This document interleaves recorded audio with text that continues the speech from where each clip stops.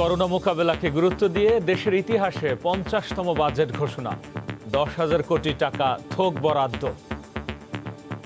COVID-19 প্রতিষেধক টিকাদান প্রান্তিক জনগোষ্ঠীর জীবন জীবিকার বিষয়টি বিবেচনায় নিয়ে মূলত 2021-22 অর্থবছরে বাজেট প্রস্তুত করা হয়েছে।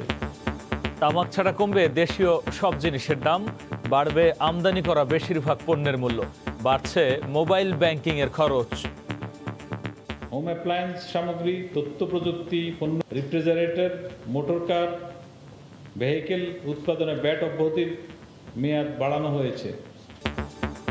খরচের ক্ষেত্রে সঠিক ব্যবস্থাপনা ও জবাবদিহিতা নিশ্চিত করাই হবে চ্যালেঞ্জ। একটা জবাবদিহিতা এবং স্বচ্ছতা জায়গায় আনতে হবে পুরো প্রক্রিয়াটা। দেখছিলেন প্রধান শিরোনাম। রাত 11টার সময়ে সঙ্গে আছি আমি গোলাম রাব্বি। এবার অন্যান্য শীর্ষ সংবাদ। প্রস্তাবিত বাজেট বর্তমান সংকটকালের সময় উপযোগী, মন্তব্য আওয়ামী লীগের। মহামারীতে কাজ হারানো বিশাল জনগোষ্ঠীর কর্মসংস্থান নিশ্চিত হয়নি বলছে বিএনপি। সীমান্ত জেলায় করোনায় আরও 9 জনের মৃত্যু। সাতক্ষীরায় শনিবার থেকে 1 সপ্তাহের লকডাউন। চিকিৎসায় বেসরকারি হাসপাতালে বিলের পাহাড়, ওষুধের খরচই লাখ লাখ টাকা। রাজধানীর এফআরকেয়ার হাসপাতালে চিকিৎসাধীন বেগম খালেদা জিয়াকে সিসিইউ থেকে নেওয়া হয়েছে কেবিনে। সংক্রমণ আছে রক্তে, জানালেন মির্জা ফখরুল।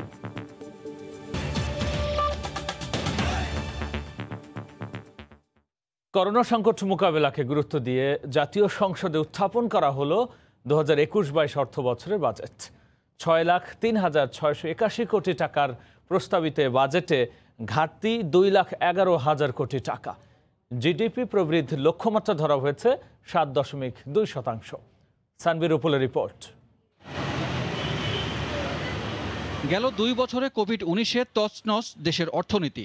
জীবন হারিয়েছে বহু মানুষ, জীবিকা হারিয়েছেন অনেকে। কর্ম হারিয়ে অনেক ধনী মধ্যবিত্ত দাঁড়িয়েছেন দরিদ্রের কাতারে। কোভিড ঝড় এখনও থামেনি। এমন অনিশ্চয়তার মধ্যে জীবন ও অর্থনীতির সংকটের মুখোমুখি হয়ে আগামী অর্থ বছরের আয় ব্যয়ের হিসাব সংসদে উপস্থাপন করেন অর্থমন্ত্রী আ.হ.ম মুস্তফা কামাল।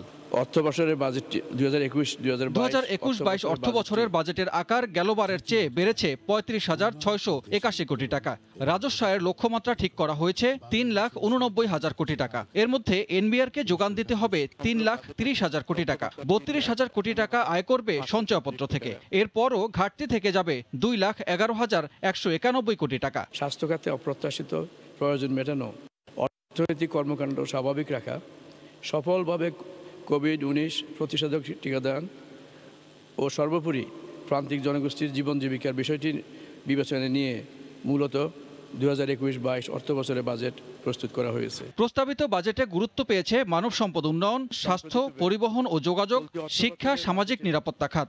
উন্নয়ন ব্যয় ধরা হয়েছে 2,37,078 কোটি টাকা। 68,000 কোটি টাকা ব্যয় করতে হবে ঋণের সুদ বাবদ। প্রস্তাবিত বাজেটে স্বাস্থ্য খাতে চলতি অর্থ বছরের চেয়ে কিছুটা বাড়িয়ে করা হয়েছে 32,731 কোটি টাকা। কৃষিতে 31,911 কোটি টাকা আর সামাজিক নিরাপত্তা খাতে বরাদ্দ 34,019 কোটি টাকা। 2021-22 অর্থ বছরে আমাদের বাজেটের আকার প্রাক্কলন করা হয়েছে 6,03,681 কোটি টাকা। দেশের ইতিহাসের প্রস্তাবিত 50তম বাজেট নিয়ে সংসদে আলোচনার পর 30 জুন পাশ করা হবে। আগামী অর্থ বছরের জন্য বিশাল অঙ্কের বাজেট পেশ করা হলো সংসদ ভবনে। তবে এই বাজেটটি করোনা সংকট কাটিয়ে অর্থনীতির ধাক্কা কতটা মোকাবেলা করতে পারবে সেটি এখন বড় চ্যালেঞ্জ। সানবির রূপল, সময় সংবাদ, ঢাকা। প্রস্তাবিত বাজেটে স্বাস্থ্য খাতে বরাদ্দ রাখা হয়েছে 32,731 কোটি টাকা। এর মধ্যে ভ্যাকসিন কার্যক্রম ও করোনা চিকিৎসায় এবারও 10,000 কোটি টাকার থোক বরাদ্দের প্রস্তাব দিয়েছেন অর্থমন্ত্রী। খরচের ক্ষেত্রে সঠিক ব্যবস্থাপনা ও স্বাস্থ্য মন্ত্রণালয়ের জবাবদিহিতা নিশ্চিত করার তাগিদ দিয়েছেন অর্থনীতিবিদরা। হরিপদ সাহা রিপোর্ট। সাম্প্রতিক সময়ে করোনা মহামারী বিশ্বের বিভিন্ন দেশে অর্থনীতিকে টালমাটাল করে দিয়েছে। তাই পরপর 2 অর্থ বছরের বাজেটে গুরুত্ব পাচ্ছে স্বাস্থ্য খাত। করোনা ও স্বাস্থ্য খাতের সার্বিক পরিস্থিতি বিবেচনায় 2021-22 অর্থ বছরের প্রস্তাবিত বাজেটে বরাদ্দ 3,500 কোটি টাকা বাড়িয়ে করা হয়েছে প্রায় 33,000 কোটি টাকা। প্রতি মাসে করোনা ভ্যাকসিনের আওতায় আসবে 25 লাখ মানুষ। বিগত বাজেটের ন্যায় কোভিড-19 মোকাবেলায় স্বাস্থ্য সেবা বিভাগের আওতায় বিশেষ কার্যক্রম বাস্তবায়নের জন্য পুনরায় 10,000 কোটি টাকার থোক বরাদ্দের প্রস্তাব করা হচ্ছে। তবে স্বাস্থ্য খাতের বাজেট বাস্তবায়নের গতি বরাবরই অন্য মন্ত্রণালয়ের তুলনায় অনেক কম। সেই সাথে আছে এ খাতের কেনাকাটায় ধারাবাহিক দুর্নীতির অভিযোগও। এমন বাস্তবতায় স্বাস্থ্যে বরাদ্দ বাড়লেও তার বাস্তবায়ন নিয়ে শঙ্কায় অর্থনীতিবিদরা। সরকারের যে অভিপ্রায় সেটা কিন্তু তার মন্ত্রণালয়গুলো তারা কিন্তু তৈরি না সে অভিপ্রায়টা বাস্তবায়ন করা, এবং সেটা আমরা দেখেছি পুরো 1 বছর ধরে যে স্বাস্থ্য খাতের জন্য যে অতিরিক্ত বরাদ্দগুলো করা হয়েছিল তার বেশিরভাগই কিন্তু খরচ করা যায়নি। আমরা জানি যে সংস্কারগুলো বিভিন্ন ধরনের গবেষণা হয়েছে স্বাস্থ্য খাতের সংস্কারের বিষয়গুলো নিয়ে, সেই সংস্কারগুলো বাস্তবায়ন করতে হবে এবং একটা জবাবদিহিতা এবং স্বচ্ছতা জায়গায় আনতে হবে স্বাস্থ্য খাতের পুরো প্রক্রিয়াটা। করোনা ভাইরাস মোকাবিলায় টেস্টিং কিট, বিশেষ মাস্ক, পিপি, হ্যান্ড স্যানিটাইজার উৎপাদনের কাঁচামালে শুল্ক ছাড় অব্যাহত রাখা সহ ওষুধ শিল্পের সুরক্ষায় স্থানীয়ভাবে উপকরণ এবং চিকিৎসা সামগ্রী উৎপাদনে কাঁচামাল আমদানিতে কর রেয়াত বেড়েছে। ওয়ার্ল্ড ব্যাংকের 600 মিলিয়ন এবং আরও দুটো সংস্থাদের 200 মিলিয়ন সহ 800 মিলিয়ন যে টাকাটা রাখা হয়েছে, সেই টাকাটা যদি ঠিকঠাক মতো ব্যয় করা যায় তাহলে এখানে কোভিডের ভ্যাকসিন সহ যে অক্সিজেনের যে ব্যবস্থা হওয়া দরকার সেখানে আমার মনে হয় যে গতি আসবে। এর বাইরে যে 10,000 কোটি টাকার যে থোক বরাদ্দ রাখা হয়েছে, যদি আমরা এই টাকাটা ঠিকঠাক মতো খরচ করতে পারি, দুর্নীতিমুক্তভাবে খরচ করতে পারি, তাহলে আমার মনে হয় যে কোভিড ম্যানেজমেন্টে একটা গতি আসবে। হৃদযন্ত্রের ত্রুটি নিয়ে জন্মানো শিশুদের চিকিৎসা সরঞ্জাম আমদানি শুল্কমুক্ত করার প্রস্তাব আছে বাজেটে। এছাড়া নারী স্বাস্থ্য, মানসিক স্বাস্থ্য সুরক্ষা ও অটিজম সেবায় ভ্যাট অব্যাহতির প্রস্তাব রাখা হয়েছে। হরিপদ সাহা, সময় সংবাদ, ঢাকা। দেশীয় শিল্পে বিশাল অঙ্কের কর ছাড় দেওয়া হয়েছে এবারের বাজেটে, আর এতে তামাক ছাড়া কমবে দেশের তৈরি সব শিল্পপণ্য ও দেশি তাজা ফলের দাম। অন্যদিকে শুল্ক বাড়ানোর কারণে আমদানি করা প্রায় সব পণ্যেরই দাম বাড়বে নতুন অর্থ বছরে। তবে ক্যান্সারের ওষুধ তৈরির কাঁচামাল আমদানিতে শুল্ক ছাড় দেওয়া হয়েছে। এছাড়াও বাড়বে মোবাইল ব্যাংকিংয়ের খরচ। নতুন বাজেটে দাম বাড়া কমার আরও তথ্য থাকছে জুবের ফয়সাল রিপোর্টে।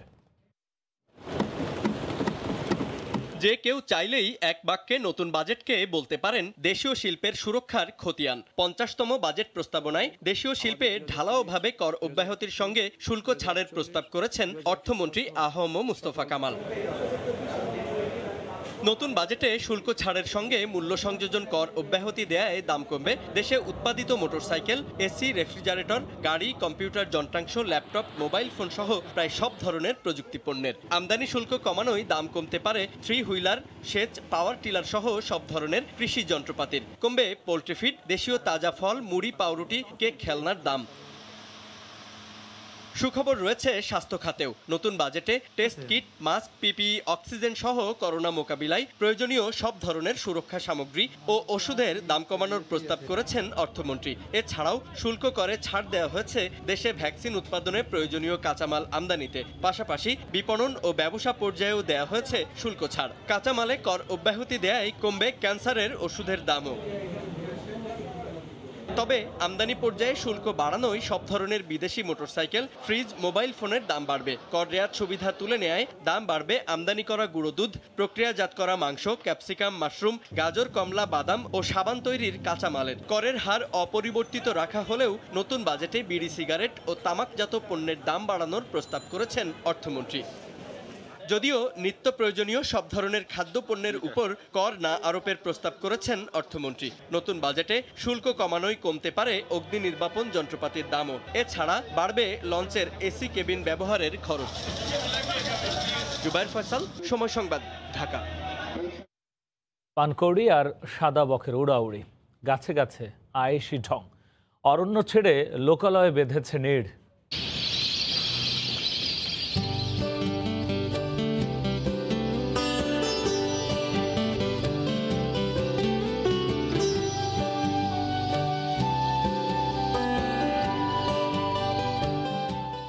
চাঁদপুরে জেলা প্রশাসকের বাসভবন ও আশপাশে পাখি নিয়ে রিপোর্ট থাকছে সংবাদের শেষাংশে। 2021-22 অর্থ বছরের প্রস্তাবিত বাজেটকে কল্যাণমুখী ও ব্যবসা বান্ধব উল্লেখ করে স্বাগত জানিয়েছে ব্যবসায়ীদের শীর্ষ সংগঠন FBCCI।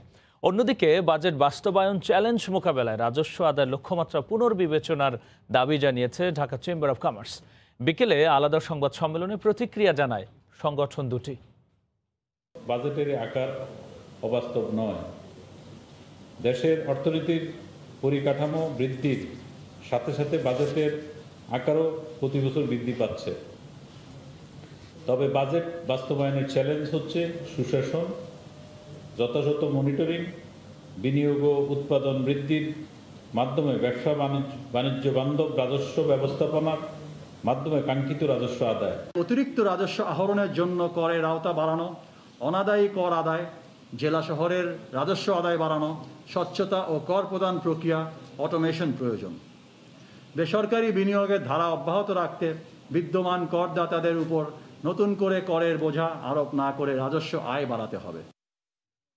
2021-22 অর্থ বছরের প্রস্তাবিত বাজেটকে বর্তমান সংকটকালে সময়োপযোগী বলে উল্লেখ করেছে আওয়ামী লীগ। বাজেট উত্থাপনের পর সংসদ ভবনের সামনে সাংবাদিকদের সঙ্গে তাৎক্ষণিক প্রতিক্রিয়া জানান দলের সাধারণ সম্পাদক ওবায়দুল কাদের। তিনি বলেন, উন্নয়ন বান্ধব জীবন জীবিকার নিশ্চয়তা দিয়ে দেশের সকল মানুষের জন্যই এ বাজেট ঘোষণা করা হয়েছে। এটি জনবান্ধব, উন্নয়ন বান্ধব একটা বাজেট, জীবন ও জীবিকার প্রাধান্য দিয়ে দেশের সকল মানুষের অংশগ্রহণের নিশ্চয়তা সহ এটি একটি বাস্তব ভিত্তিক সংকটকালীন সময়োপযোগী বাজেট। মহামারীতে কাজ হারানো বিশাল জনগোষ্ঠীর কর্মসংস্থানের বাস্তবায়ন প্রতিফলিত হয়নি এবারের বাজেটে। বিকেলে বাজেট পরবর্তী তাৎক্ষণিক প্রতিক্রিয়ায় একথা বলেন বিএনপি স্থায়ী কমিটির সদস্য আমির খসরু মাহমুদ চৌধুরী। বর্তমান পরিস্থিতিতে স্বাস্থ্য খাতের বরাদ্দ নিয়েও অসন্তোষ প্রকাশ করেন তিনি। এরকম একটি দুঃসময়ে যেখানে মানুষ দুঃসহ জীবনযাপন করছে, গতানুগতিক বাজেট দিয়ে বিশেষ করে নিম্ন আয়ের মানুষ যারা আছে তাদের প্রতি অবিচার করেছে। স্বাস্থ্য খাতে আপনি সবচেয়ে বেশি ব্যয় করতে হবে, শিক্ষা খাতে ব্যয় করতে হবে যদি আগামী দিনের অর্থনীতির কথা আপনি চিন্তা করেন। আওয়ামী লীগ যে অর্থনৈতিক মডেল সৃষ্টি করেছে স্বজন তুষ্ট, গোষ্ঠী তুষ্ট করার জন্য যে মডেল সৃষ্টি করেছে, এই মডেল থেকে বেরিয়ে এসে ইকোনমিকে রিসেট করতে হবে। বিএনপি চেয়ারপারসন বেগম খালেদা জিয়াকে সিসিইউ থেকে কেবিনে স্থানান্তর করা হয়েছে।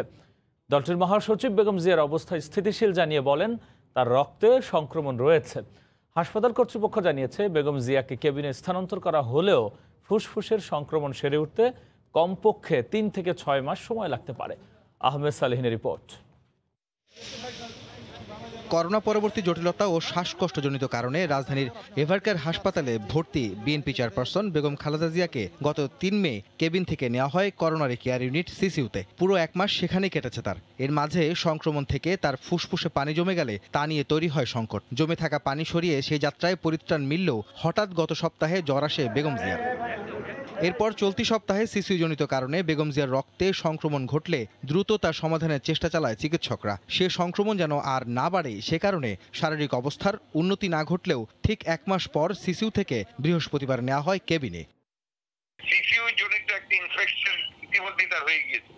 ডাক্তাররা অনেক চেষ্টা করে সেটাকে কন্ট্রোলে নিয়ে আসছে। এখন তারা মনে করছে সিসিইউতে বেশি থাকলে তারপর আবার তার ইনফেকশন হতে পারে। এই জন্য তারা কেবিনে নিয়ে আসছে with maximum facilities of CCU. বলাই যাবে না তাকে, সি ইজ টোটালি ভালনারেবল, তার ইনফেকশন ছিল রক্তে। হাসপাতাল কর্তৃপক্ষ জানিয়েছে, বেগম জিয়াকে কেবিনে নেওয়া হলেও তার ফুসফুসের সংক্রমণ কাটিয়ে উঠতে অপেক্ষা করতে হতে পারে আরো প্রায় 6 মাস। চিকিৎসা চলতেছে, ভালো জ্বর ছিল মাঝখানে, এটা কমে আসছে, পরীক্ষা নিরীক্ষা হয়েছে। কিন্তু পোস্ট কোভিডে যে ফুসফুস সংক্রমণ হয় এটা অনেক সময় 6 মাসও লাগে। যেটা দেখা যাচ্ছে কোভিডের ক্ষেত্রে যে লাংসের যে ড্যামেজটা হয় এটা 3 থেকে 6 মাস সময় লাগে। গত 10 এপ্রিল বেগম জিয়ার করোনার রিপোর্ট পজিটিভ আসে। এরপর 27 মে তাকে তার গুলশানের বাসভবন ফিরোজা থেকে দ্বিতীয়বারের মতো নেওয়া হয় এভারকেয়ার হাসপাতালে। আহমেদ সালেহিন, সময় সংবাদ, ঢাকা। সীমান্তবর্তী কয়েকটি জেলার করোনা পরিস্থিতি ভয়াবহ রূপ নিচ্ছে। বৃহস্পতিবার দুপুর পর্যন্ত 24 ঘন্টায় রাজশাহী অঞ্চলে মারা গেছেন আরও 9 জন। এর মধ্যে শুধু চাঁপাইনবাবগঞ্জেরই 5 জন। এদিকে সাতক্ষীরায় করোনা সংক্রমণের হার একদিনে 53% ঠেকেছে। আর এই অবস্থায় শনিবার থেকে 1 সপ্তাহের জন্য জেলায় বিশেষ লকডাউন ঘোষণা করেছে জেলা প্রশাসন। রাজশাহী মেডিকেলে একদিনে আরও 9 জন করোনায় মারা গেছেন। এর মধ্যে চাঁপাইনবাবগঞ্জের 5 জন, রাজশাহীর 2 জন এবং নওগাঁ ও পাবনার 1 জন করে। একদিনে নমুনা পরীক্ষায় 264 জনের মধ্যে 98 জন শনাক্ত হয়েছেন। আক্রান্তের হার 40%। হাসপাতালে ভর্তি আছেন উপসর্গ নিয়ে 224 জন। রোগী নিয়ে আসলে আমাদের চাপে আমরা অবশ্যই হিমশিম খাচ্ছি, কারণ এখানে রোগী যেগুলো আসছে সেগুলোকে অক্সিজেন স্যাচুরেশন খুবই কম, অক্সিজেন লাগতেছে, যার ফলে সার্বক্ষণিক তাদের মনিটর করতে হচ্ছে। সাতক্ষীরায় ভয়াবহভাবে করোনা আক্রান্তের সংখ্যা বাড়তে থাকায় শনিবার থেকে 7 দিনের বিশেষ লকডাউন ঘোষণা করেছে জেলা প্রশাসন। গত 24 ঘন্টায় 93 জনের করোনা পরীক্ষা করে 50 জনের পজিটিভ রিপোর্ট এসেছে। করোনা শনাক্তের হার 53%। 295 জন করোনা উপসর্গ নিয়ে বিভিন্ন হাসপাতালে ভর্তি রয়েছেন। এর মধ্যে 52 জন করোনা পজিটিভ। জেলা থেকে দূরপাল্লার কোনো বাদ যাবে না। আন্তঃজেলা উপজেলা বাস চলাচল, বাস, মিনি বাস, সকল ধরনের সিএনজি, অটোরিকশা, মোটরসাইকেল, সকল ধরনের পরিবহন, গণপরিবহন চলাচল সম্পূর্ণরূপে বন্ধ থাকবে। এদিকে করোনায় আক্রান্তের হার বেড়ে যাওয়ায় নওগাঁ পৌরসভা ও নিয়ামতপুর উপজেলায় 1 সপ্তাহের বিশেষ লকডাউন শুরু হয়েছে। বর্তমানে জেলায় 63 জন করোনা রোগী এবং উপসর্গ নিয়ে 110 জন বিভিন্ন হাসপাতালে ভর্তি রয়েছেন। জেলায় সংক্রমণের হার প্রায় 39%।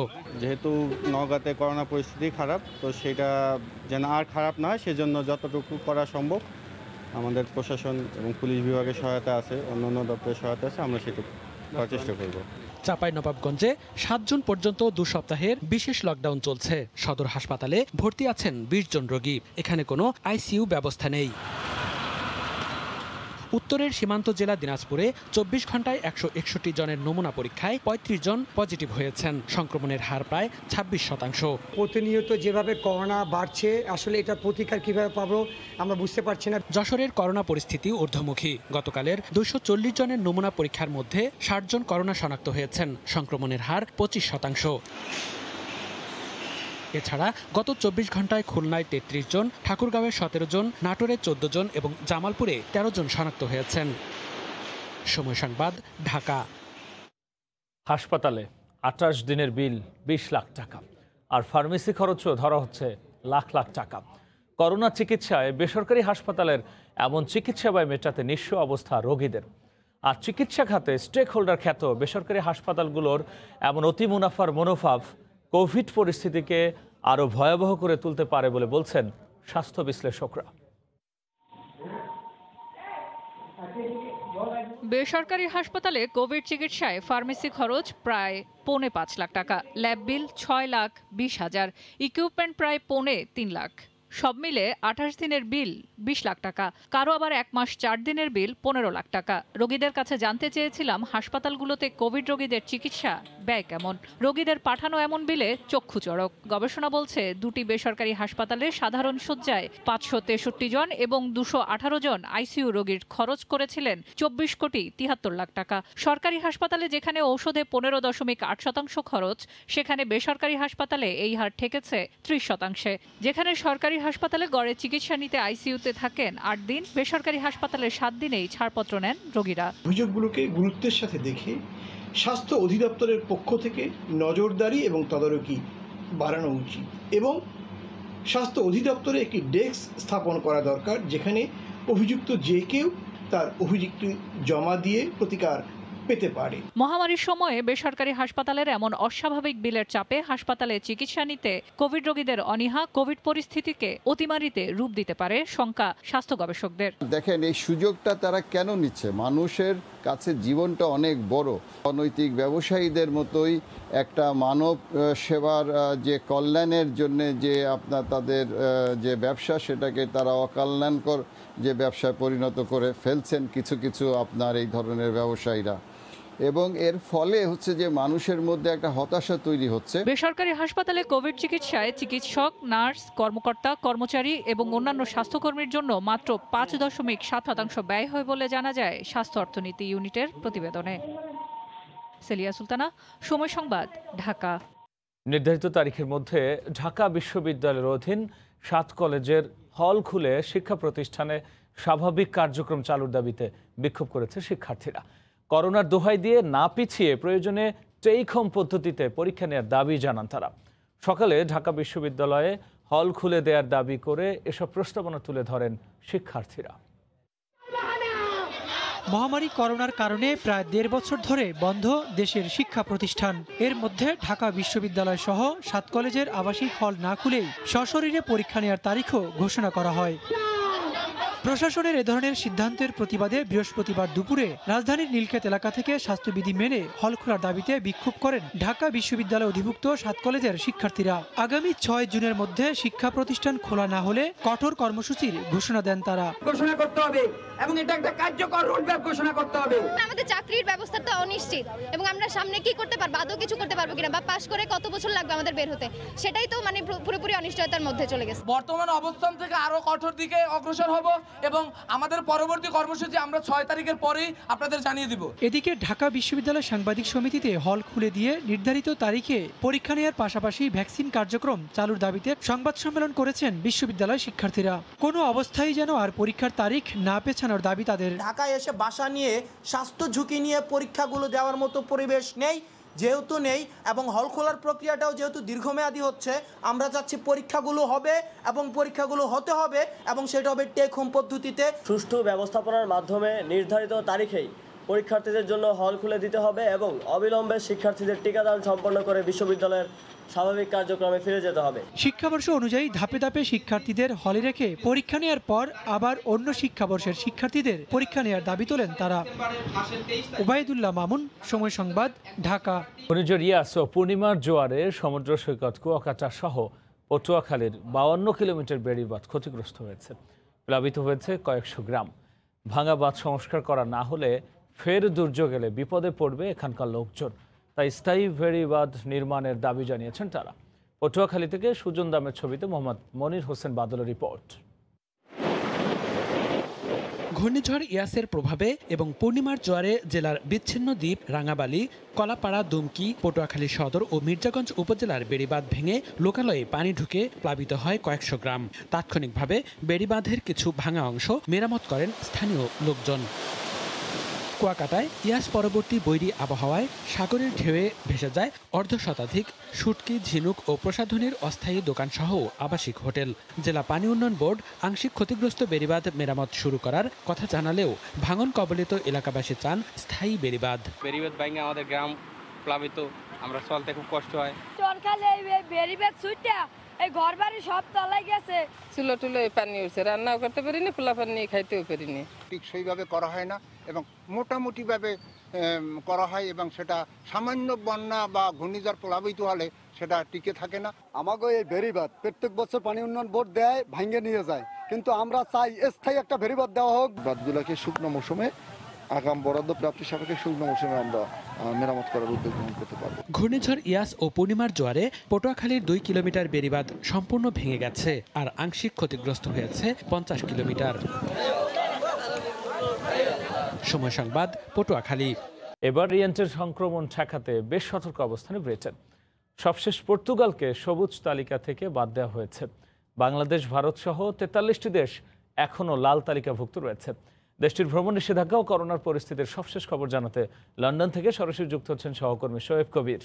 শোয়েব, রাব্বি, করোনা ভাইরাসে কিন্তু বেশ বিপর্যস্ত অবস্থা ছিল ব্রিটেন। সেখান থেকে স্বাভাবিক অবস্থা হওয়ার পরপরে যে তারা যে ভ্রমণ নিষেধাজ্ঞা দিয়েছিল শুরু থেকে, সেই ভ্রমণ নিষেধাজ্ঞা 15 দিন পর কিংবা 3 সপ্তাহ পর তারা যে রিভিউ করছেন, সেই রিভিউতে এক একটি দেশ কিন্তু লাল তালিকাভুক্ত করা হচ্ছে। সবশেষ আজ যে রিভিউ করা হয়েছে সেখানে 7টি দেশ তারা লাল তালিকাভুক্ত করা হয়েছে। সেখানে শ্রীলঙ্কা, ত্রিনিদাদ, সুদান সহ বেশ কয়েকটি এশিয়ান দেশ রয়েছেন। তবে সবচেয়ে সতর্ক এবং ভাবিয়ে তোলার বিষয় যেটি রয়েছে, মাত্র 3 সপ্তাহ আগে যেখানে অ্যাম্বর লিস্ট থেকে হলুদ তালিকা থেকে যেখানে সবুজ তালিকায় নিয়ে গিয়েছিল পর্তুগালকে, সেই পর্তুগালকে ব্রিটিশ সরকার আবারও আগামী 10 জুন মঙ্গলবার থেকে কিন্তু তারা আবার পুনরায় সেই তালিকাকে আবার অ্যাম্বার লিস্টে নিয়ে আসা হয়েছে এবং এর ফলে যে শত শত ব্রিটিশ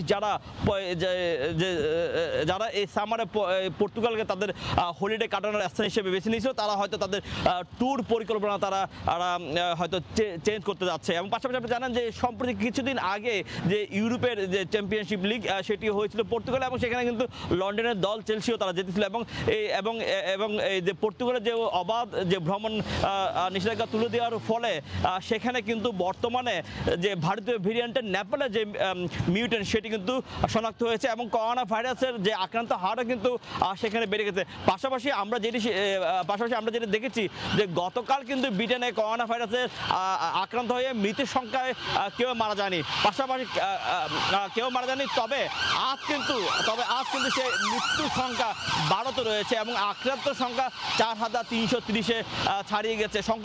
সংক্রমণ সংখ্যা কিন্তু বাড়ছে, এটি কিন্তু ভাবিয়ে তুলছে ব্রিটিশ সরকারকে। পাশাপাশি আপনাকে একটি বিষয় জানিয়ে রাখা দরকার যে ব্রিটেনের অর্ধেক পূর্ণবয়স্ক ব্যক্তি শরীরে প্রথম এবং দ্বিতীয় যে ডোজ সেই ডোজ সম্পন্ন দেওয়া হয়েছে। এখন পর্যন্ত 2,60,00,000 ব্যক্তি শরীরে এই করোনা ভাইরাসের যে ডোজ সেটি দেওয়া হয়েছে। তবে সরকার কিন্তু এখন ভ্রমণ নিষেধাজ্ঞা পাশাপাশি ভ্যাকসিন কার্যক্রম কিন্তু আরও ত্বরান্বিত করে যাচ্ছে। এই ছিল লন্ডন থেকে সবশেষ। করোনা পরিস্থিতির সবশেষ নিয়ে ব্রিটেনের ছুটে আসে দল বেঁধে। তাদের কিচিরমিচির শব্দে সৃষ্ট অন্যরকম এক পরিবেশ দেখতে ছুটে আসেন অনেকেই। চাঁদপুর থেকে নাইমুল ইসলাম নীরবের ছবিতে ফারুক আহমদের রিপোর্ট। চাঁদপুর শহরের ব্যস্ততম এই কবি নজরুল ইসলাম সড়কে জেলা প্রশাসকের বাসভবন। এখানে গাছে গাছে দেখা মেলে শত শত সাদাবক আর পানকৌড়ির ঝাঁক। এদের কিচিরমিচির শব্দে প্রতিদিন ভোরে ঘুম ভাঙে এলাকার বাসিন্দাদের। ভোরে খাবারের সন্ধানে দূরে কোথাও গিয়ে হারিয়ে যায় এই পাখির দল, আবার সন্ধ্যার আগেই ফিরে আসে নীরে, বসে গাছের মগডালে নানা ভঙ্গিতে আয়েসি ঢঙে। আর তা দেখতে ছুটে আসেন নানা বয়সী পাখি প্রেমীরা। এসব পাখি দেখে তারা আনন্দ পান বেশ। সকালে উড়িয়ে যায়, বিকাল হলে সব একসঙ্গে হইয়া এখানে ঘোরাঘুরি করে, খুব সুন্দর লাগে। আমার পার্সোনালি ভালো লাগে, আমি এখানে এসে দেখি আর কি। বক পাখি আসে, সারস পাখি আসে, আরো পাখি আসে, দেখতে আমার খুবই ভালো লাগে। এলাকাটি যেন হয়ে উঠেছে এসব পাখির অভয়াশ্রম। অরণ্য ছেড়ে লোকালয়ে আসা এসব পাখির বসবাস নিরাপদ রাখার প্রতিশ্রুতি মিলল জেলা প্রশাসকের কাছ থেকেও। এই সময়টা পাখিদের প্রজননকাল এবং পাখিরা চায় একটা নিরাপদ জায়গা যেখানে তাদেরকে কোনো রকম ডিস্টার্ব করা হবে না। এই জেলা প্রশাসকের বাংলোটা হচ্ছে এমন একটা জায়গা যেখানে তারা খুব নিরাপদ বোধ করে। আমি আমাদের এই বাংলোতে যত সহকর্মী আছে এবং আমার কর্মচারী যারা আছে তাদেরকে বলেছি এখানে যেন পাখিদের কোনো ডিস্টার্ব করা না হয়। এখানে যারা চাঁদপুরবাসী আছে তারাও এটা উপভোগ করে যে জেলা প্রশাসকের বাংলো পাখিদের একটি অভয়ারণ্য। চাঁদপুর জেলা প্রশাসকের বাসভবন সহ আশপাশের শতাধিক গাছে শুধু সাদাবক আর পানকৌড়ি নয়, চোখে পড়ে আরও অনেক প্রজাতির পাখিও। সময় সংবাদ, চাঁদপুর।